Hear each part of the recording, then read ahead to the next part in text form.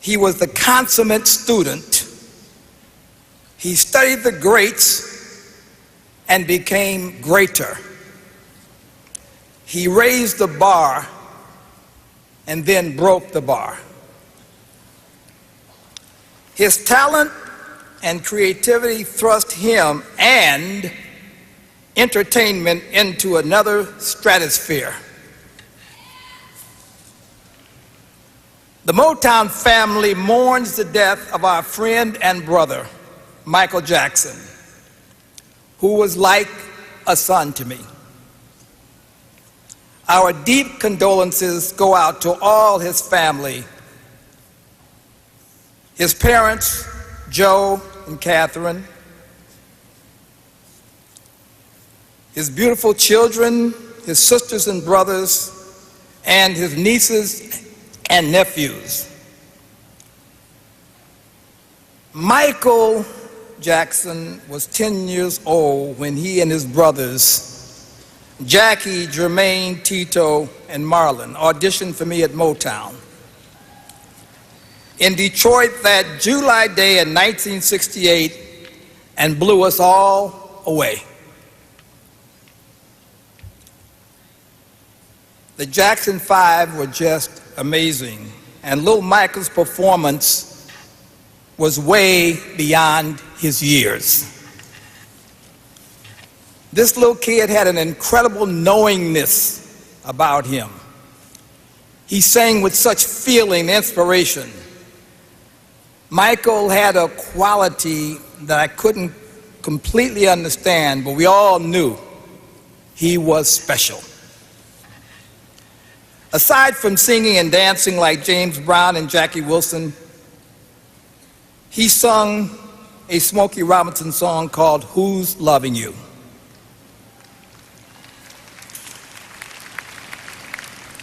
He sang it with the sadness and passion of a man who had been living the blues and heartbreak his whole life. And as great as Smokey sang it, I thought Michael was better. You know. I went to Smokey and I said, "Hey man, I think he got you on that one." Smokey said, "Me too." That was Motown.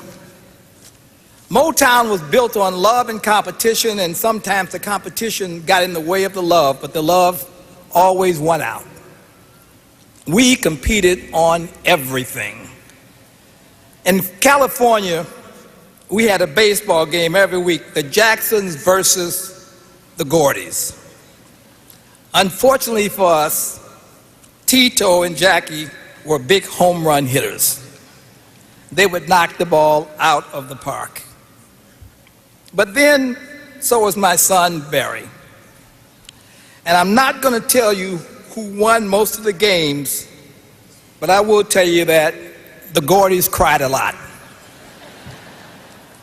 And even though little Michael was the catcher for the Jacksons and missed a lot of balls, we still cried a lot. But we swam and we joked and we played games. And when Michael performed his songs, you could feel the happiness in his soul, because that's what he loved to do. Michael inspired me so much that for days I walked around humming a bright little happy tune with him in mind. Oh baby, da da dee da da, da da da da da. Then I put a group together and we came up with 4 hit records for them. I Want You Back, ABC, The Love You Save, and I'll Be There.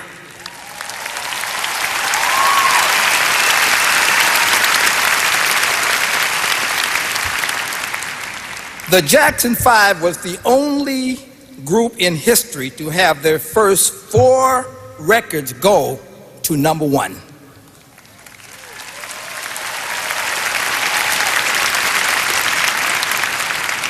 In 1983, the brothers reunited and returned to do Motown 25th anniversary show. After a high-powered, dazzling medley of their songs, Michael took the stage alone and made pop from the first beat of Billie Jean and the toss of that hat, I was mesmerized. But when he did his iconic moonwalk, I was shocked. It was magic.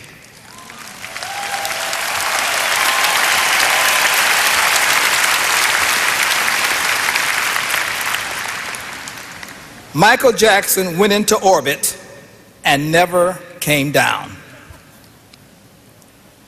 Though it ended way too soon, Michael's life was beautiful.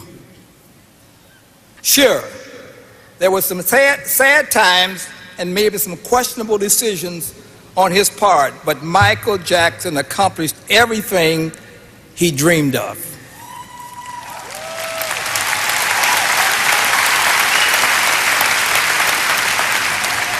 At 10 years old, he had passion.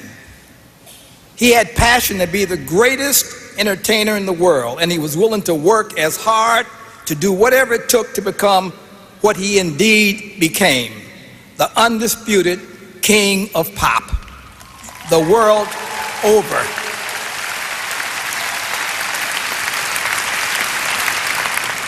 What kid wouldn't give his right arm to fulfill his wildest childhood dreams? Michael loved it all, every moment on stage, every moment in rehearsal. Michael loved creating what had never been done before. He loved everything and everybody, especially his fans.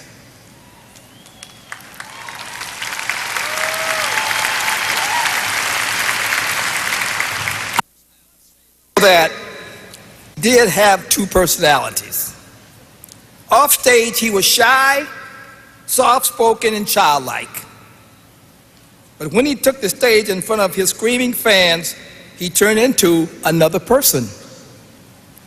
A master, a take-no showman. It was like kill or be killed. I mean, Michael was awesome, totally in charge. In fact, the more I think and talk about Michael Jackson, I feel the king of pop is not big enough. I think he's simply the greatest entertainer that ever lived.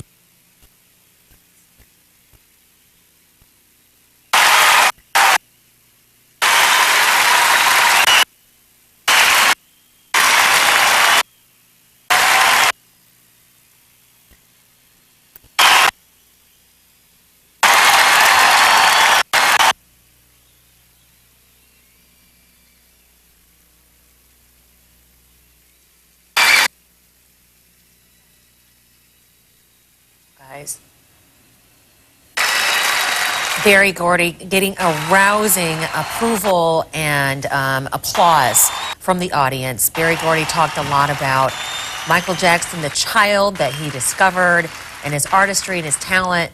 And we're having a few audio issues from the Staples Center, I believe the broadcast is. So that's why we're showing you these pictures as we seek to reestablish maybe some of the audio. Let's listen in again. Do we have that? Okay, well, stay with me here. Rochelle Carey is fielding your thoughts and your questions and some of your statements online. And so go ahead and go to our website and be sure to give us your thoughts about what you've seen so far.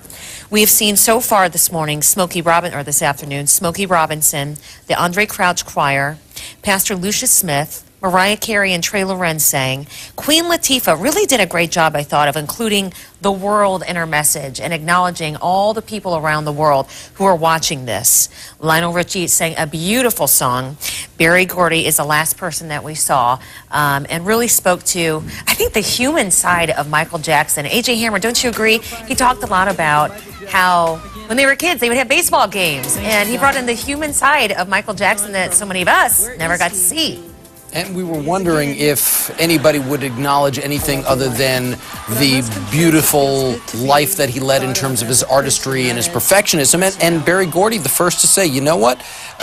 He had some questionable decisions and sad times in his life. Yeah, of all people, Berry Gordy was the one. You know what? I'm going to have to interrupt.